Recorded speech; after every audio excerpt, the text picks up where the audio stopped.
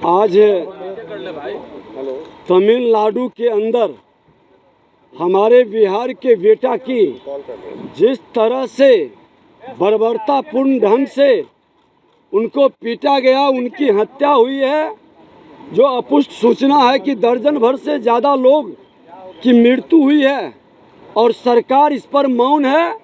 मुख्यमंत्री, उप मुख्यमंत्री सदन के अंदर भी नहीं आए, संसदीय कार्य मंत्री भी नहीं, कोई जवाब देने के लिए तैयार नहीं है।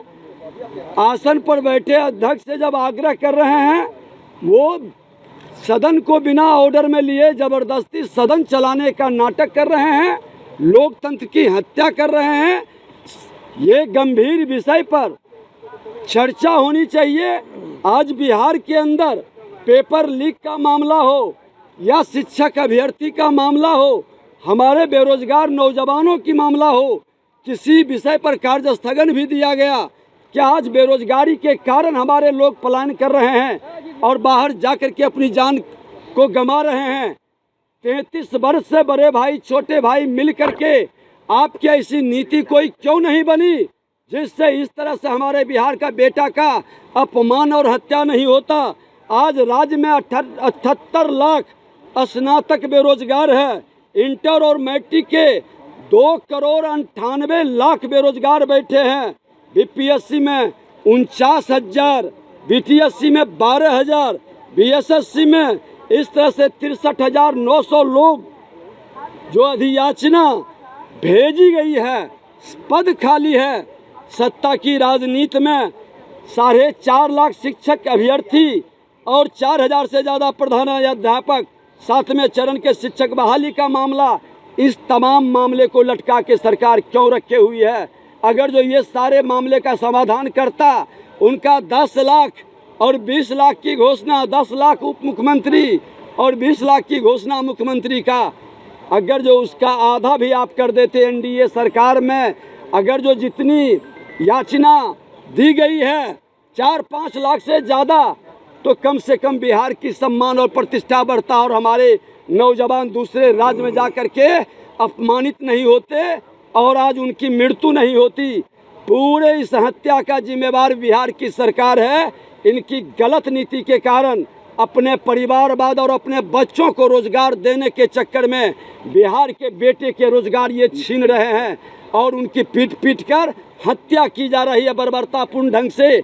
और जिस सरकार के राज्य के अंदर तमिलनाडु में हत्या हो रही है, वही यहाँ के उप मुख्यमंत्री जो अपने पिताजी के सोने के चम्मच लेकर जन्म लिए, वो जाकर के वहाँ पर केक काट रहे हैं और मिठाई खा रहे हैं। इस पर बहस करनी चाहिए, इसकी बहिष्कार करनी चाहिए और खुल करके तमिलनाडु सरकार से इस पर चर्चा करनी चाहिए। दुखद और दुर्भाग्यपूर्ण है। देखिए आज ये दुखद दुर्भाग्यपूर्ण स्थिति है कि जिसको बिहार की जनता ने नकार दिया, जनादेश नहीं दिया और बिहार के मुख्यमंत्री अपने स्वार्थ और महत्वाकांक्षा की पूर्ति के लिए चोर दरवाजे से जिसको लेकर के सत्ता में लाया है, वो किस तरह से नौटंकी कर रहे हैं। श्रीमान लालू प्रसाद यादव बिहार को मजाक बना करके रख दिए थे और आज उनके दोनों सुपुत्र एक जाकर के तमिलनाडु में मुख्यमंत्री के साथ केक काट रहे हैं और दूसरा पुत्र उनका साइकिल पर सवारी करके नौटंकी कर रहे हैं। गाड़ी सरकार की, पेट्रोल सरकार की, डीजल सरकार की, वो पीछे पीछे साइकिल का चल रहा है और वो साइकिल से आकर के अपने फोटो खिंचा करके ये नौटंकी बिहार का मजाक पूरे देश में कब तक चलेगा? बिहार की जनता, बिहार का नौजवान देख रहा है कि हमारी प्रतिभा का हनन कर करके ये लोग हमारी बेरोजगारी के आलम को खड़ा बना रहा है।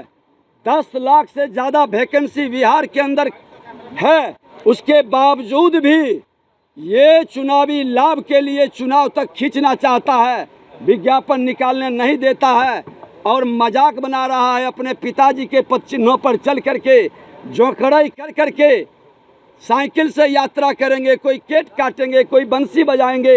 अरे बिहार सांस्कृतिक विरासत की और ज्ञान की भूमि रही है। इस तरह के मजाक करने वाले लोग कभी सत्ता में बैठ करके बिहार की जनता का हित नहीं कर सकते हैं।